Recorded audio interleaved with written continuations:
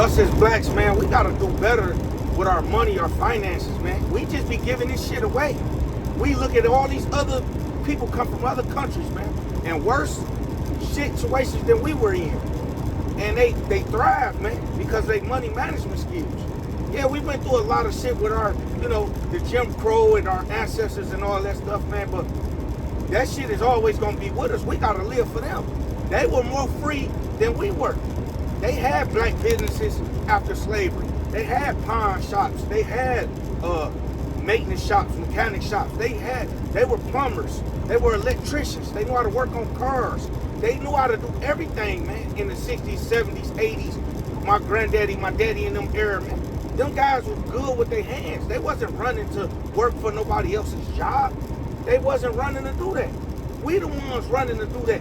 They were creating their own businesses. The worst thing that happened was us trying to integrate and work for them and be the best worker for them, because that made them CEOs and that got us as the workers. We gotta get that back. Even with the drug trade, man. You look at the 70s and 80s drug trade with Tony Montana and all them eras, they were buying banks, they were buying businesses. A lot of the black cocaine cowboys, man, we were buying gold and jewelry. Same as in the 80s and the 90s. With the Italians, man. Look at the Italians. When they sold drugs, they went and built Las Vegas up. Go in New Jersey, go in New York. They got all the construction companies. They got all the dump truck work, all the garbage routes. Sopranos, one of my favorite shows. Tony and them, they was buying construction.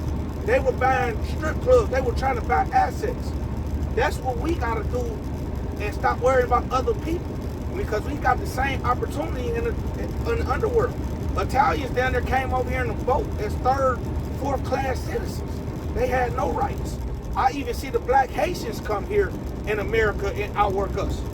So it can't just because we black, because I know a lot of black Haitians and Jamaicans that's over here. They got Jamaican restaurants, curry, selling their curry food, curry dishes. I know Haitian guys in Orlando that own clubs and they stick together. I went to school with a lot of Haitians.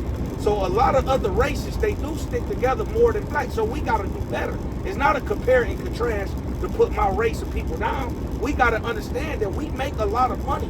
We just selfish. We don't trust brother. We don't trust sister. Black men act like they don't like black women. Black women act like they don't like black men. We gotta change all this shit where we like each other. When we put our Rolexes on and our Cubans on, we thinking of another brother about to rob and kill us. We not thinking of another race coming to rob and kill us. That's self-hatred at its most. When you think of a guy, when we put them colors on, whether it's blue or red, or whether you GD or Lord, when you put them colors on and you ride down the Ox block, you looking for a nigga that look just like you. He got the Amiri outfit on. He got the watch on. And you look at him and you say, that's him. That is self-hatred at its worst, man. That is the worst self-hatred in the world. And we gotta do better as a whole, man. We gotta know who we are. We kings and queens. And we gotta be that.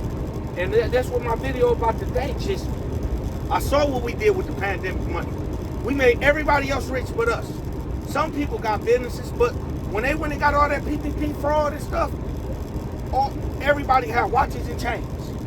A couple people bought a big ass house and some luxury cars. I've yet to see people take that shit and really put it in their business.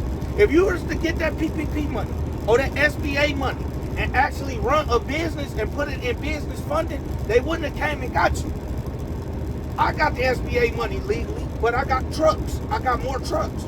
I did the PPP money, but I got more trucks. I put it into my business. I grew later. I used it for the hard times we was going in, but later on, that put me in a strength and a position to grow and elevate. They just came and got the people that took the money and went on trips and bought out and wanted to go sit on couches. If you took the money and you take the opportunities and do good with it, that's how we elevate. That's how we execute in life. So no, it ain't over. It's 2026. We got the internet.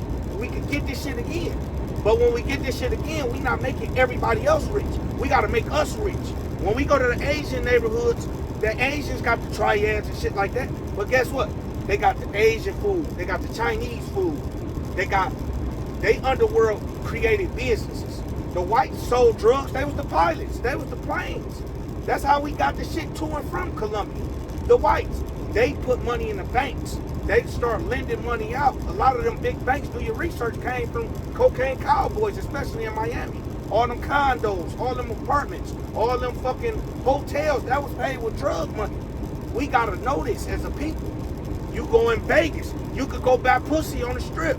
You can go to MGM hotels. You can go to all these hotels. They sons is the gambling commissioners. They put their sons through college and school. That's why you could still go buy pussy in Vegas. They went into the middle of the desert, into Nevada, and started their own shit. We gotta get smart like them. We gotta learn from who our competition is, because they are our competition. They want to feed their family, we want to feed our family. It ain't like it's us based them, but we can't keep putting their kids through college and we struggle and we got the ass end of the stick. They can't keep selling all the drugs and we got the drug infested neighborhoods with the fucked up schools. You get what I'm saying? We gotta do better.